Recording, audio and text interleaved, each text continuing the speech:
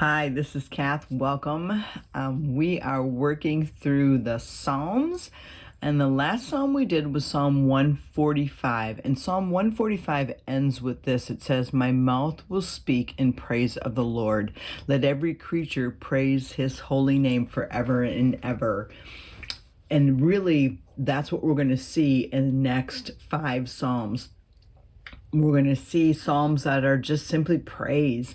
The last five psalms, Psalms 146 through 150, are often known as the final Hallel because each one opens and closes with Hallelujah, which we have seen over and over again in other psalms. So today we're going to be doing 146. So let me read a verse to you, and then we are going to jump in and read this and walk through what this verse is all about, or this psalm is all about. I'm going to read Psalm 119, verse 97. "Oh, how I love your law. I meditate on it all day long." Lord, I pray that as we read your word today, that we would again fall in love with your word, that we would be able to proclaim that we love your word, and that we meditate, we think about it, we mull on it all day long, so that it goes deep in our spirits, Lord. That is the desire of our heart. And so, God, we come before you, we just ask for wisdom as we read, and just better understanding of who you are. Amen. So let's read through the psalm first, and then we will go back and dig a little bit into this one. So it says this: "Praise the Lord. Praise the Lord, my soul. I will praise the Lord all my life. I will sing praise to my God as long as I live. Do not put your trust in princes, in human beings who cannot save. When their spirit departs, they return to the ground. On that very day, their plans come to nothing. Blessed are those whose help is the God of Jacob, whose hope is in the Lord their God. He is the maker of heaven and earth, the sea and everything in them. He remains faithful forever. He upholds the cause of the oppressed and gives food to the hungry. The Lord sets prisoners free. The Lord gives sight to the blind. The Lord lifts up those who are bowed down. The Lord loves the righteous. The Lord watches over the foreigner and sustains the fatherless and the widow, but he frustrates the way of the wicked. The Lord reigns forever, your God, O Zion, for all generations. Praise the Lord." So let's kind of walk through some of this psalm. And we're going to look at just one word in the Hebrew, but I think we're just going to kind of walk through where this psalm is all about. So there's some things I really love in this psalm. So let's first put a category on it, and this is going to be a hymn of thanksgiving. And I think we're going to see that a lot in these last ones. And this is an individual one as opposed to the whole congregation reciting this one. So we're going to call it an individual hymn of thanksgiving. So now what I want to do is I want to just kind of look at each verse. So we've got the praise the Lord. And remember, this comes from Hallel, Yah.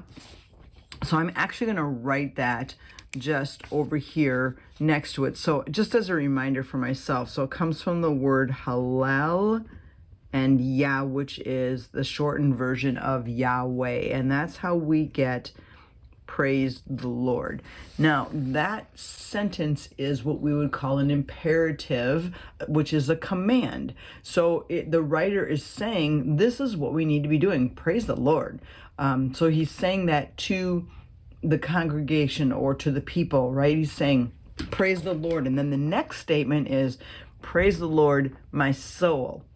So this one here, he's telling to the people. So I'm just going to write over here, to people. He's telling them that they should praise the Lord. But now he's talking to his soul. Now, this is the word nephesh, which we have seen many times in our breaking down of the Psalms. But let's go over here and write this again. So soul is the Strong's number 5315, and it is the word nephesh, Nephesh, nefesh. And this is the word that means, it's got like a lot of different words to help you understand it, but I'm going to kind of write a lot of them. So it means life, like your life. It means yourself. It means your desires and passions, your emotions.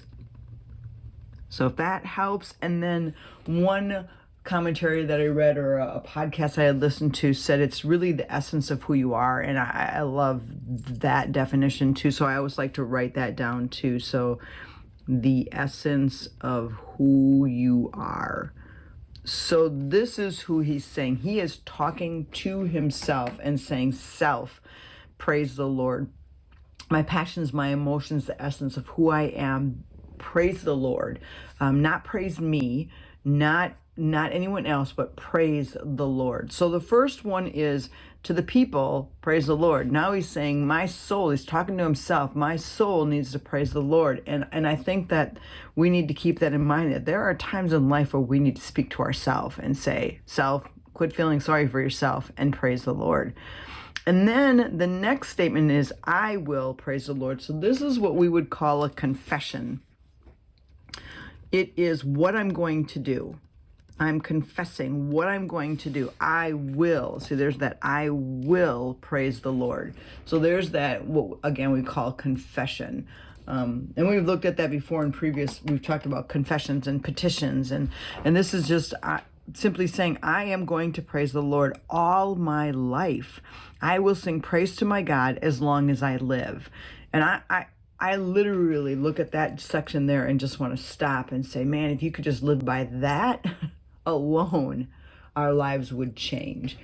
So I am going to just bracket this section here, just 1 and 2. And this is just literally like an admonition to praise.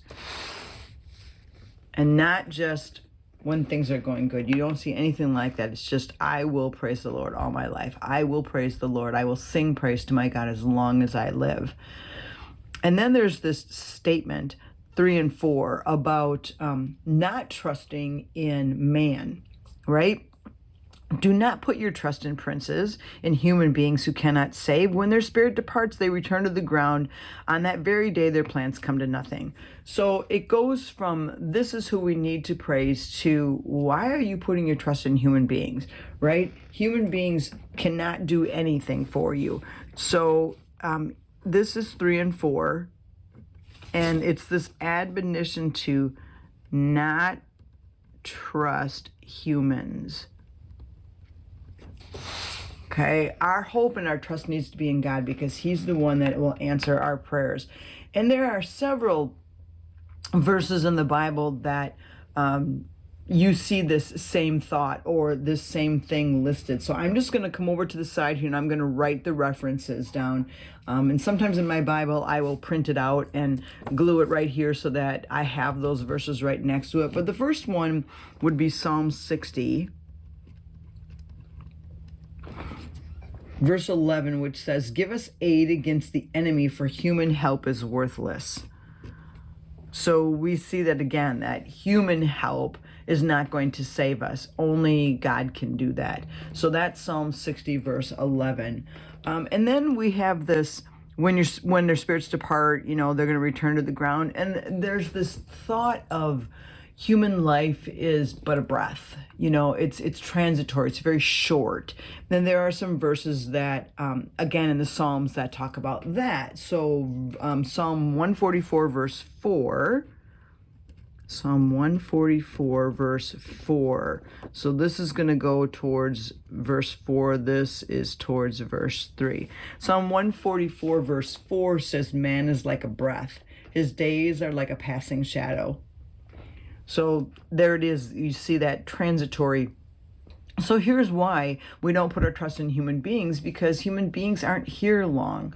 They're not eternal here on earth to help us. And so he's just saying, again, praise the Lord. He's the one that we want to look to, right? Don't put your trust in humans. And then the rest of the psalm is this beautiful listing of who God is. It's like he's listing reasons why we should praise the Lord, or who this God is that we're praising. So what I'm going to do is I'm just going to highlight a bunch of things as we look through this. But the first verse here, not the first verse, but this first verse of this next section. Blessed are those whose help is the God of Jacob, whose hope is the Lord their God. So that word blessed is also, it means happy, or it can mean content. It's the word that's used in Psalm 1. Blessed is the one who walks not in the counsel of the wicked, and all of that. Again, it's that contentment, that happiness. And what we see here is blessed are those whose, and there's two words that I want to highlight there, whose help is the God of Jacob, and whose hope is in the Lord their God. So this is where, again, we are content if we're looking for our help in God, and we keep our hope or our expectation in Yahweh. There's all caps, in Yahweh, their God. Then you will be content. So like what I sometimes will do is I'll just, instead of writing out the whole thing like I do here, sometimes I'll just come above here, because I've studied it so many times and seen it so many times. I'll just write above here, happy or content are those whose hope or help is in the Lord. And then the rest of it is, who is this God that we serve, or what does he do? So we're looking at his attributes or his actions. So I'm going to come over here and I'm just going to write that. And that's really the rest of this is attributes or actions of this God that we serve. So the first thing we see is that he is the maker of heaven and earth, the seas and everything in them. So we see that we have a creator, the creator. He remains forever faithful. I love that. So there's another great attribute of God. He upholds the cause of the oppressed. So we see a God that cares about the oppressed. He gives food to the hungry. He sets prisoners free. He gives sight to the blind. He lifts up those who are bowed down. He loves the righteous. He watches over the foreigner. So do you see, again, when we're starting a psalm off with praise Yahweh, praise that God. I'm going to praise him all the days of my life. And here's why. There are so many reasons to praise him. He is the maker, the sustainer of life. He's forever faithful, right? He upholds the cause. He cares about justice. That's that word mishpat. He cares about justice for those who are oppressed. He takes care of our needs. He sets prisoners free. And then we see this, we're going to see this big contrast, right? He loves the righteous. Okay, he watches over the foreigners. He sustains the fatherless and the widows. So there he's taking care of the fatherless and the widows, but then he frustrates the way of the wicked. So do you see the contrast there between he loves the righteous, and I'm just going to write this over here. So he loves the righteous. And when I do righteous, sometimes in my Bible, I'll just do a capital R, and I know that means the word righteous. And this is versus he frustrates the way of the wicked. So even though I look at this psalm as a psalm of thanksgiving, and it's a hymn of thanks, it also shows us, again, that little bit of wisdom that the Lord is going to watch over and loves the righteous, but he's going to frustrate the way of the wicked. And then it ends with this beautiful, the Lord reigns forever, your God, O Zion, for all generations. And man, if you could just sum up all of the Psalms, that is a great just sum up of all the Psalms, right? Kind of a great conclusion to all of the Psalms, that the Lord is going to reign forever and ever. And then it ends again with that admonition to praise the Lord. Psalm 146 is sometimes called a sung lesson. I love that. in which those who recite it, along with those who hear it, teach and are taught that God is the eternal sovereign over the world. And really, as you can see, that what a beautiful psalm to be able to recite over and over who our God is,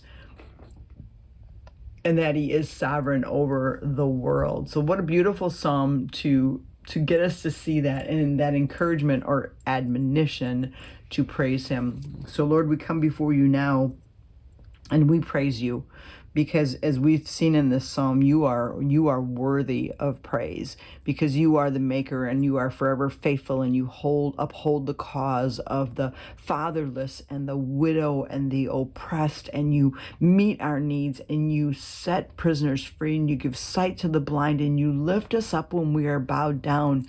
Lord, we thank you for the God that you are, and we praise you and we worship you because of who you are. Amen. Well, thank you so much for joining me for the first of the last 5 Psalms that are all called the final Hallel.